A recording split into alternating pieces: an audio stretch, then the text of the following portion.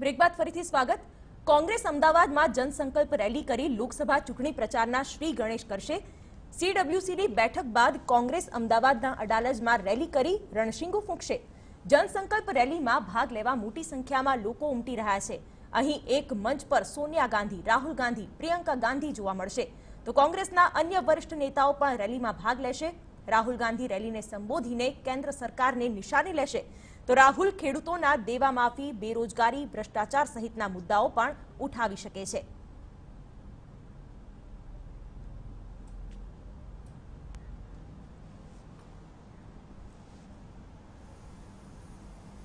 ત્યારે કોંગ્રેસે વડાપ્રધાન નરેન્દ્ર મોદીના ગૃહ રાજ્ય ગુજરાતમાંથી લોકસભા ચૂંટણીનો શંખનાદ કર્યો છે।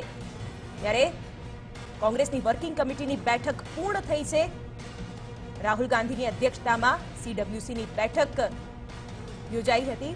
ત્યારે સરદાર પટેલ સ્મારક ખાતે કોંગ્રેસની કાર્યકારિણીની બેઠક યોજાઈ, જેમાં કોંગ્રેસ પ્રમુખ રાહુલ ગાંધી, પૂર્વ પ્રમુખ સોનિયા ગાંધી, પૂર્વ વડાપ્રધાન ડોક્ટર મનમોહન સિંહ અને તાજેતરમાં કોંગ્રેસના મહાસચિવ બનીને રાજકારણમાં વિધિવત રીતે જોડાનાર પ્રિયંકા ગાંધીએ પણ હાજરી આપી।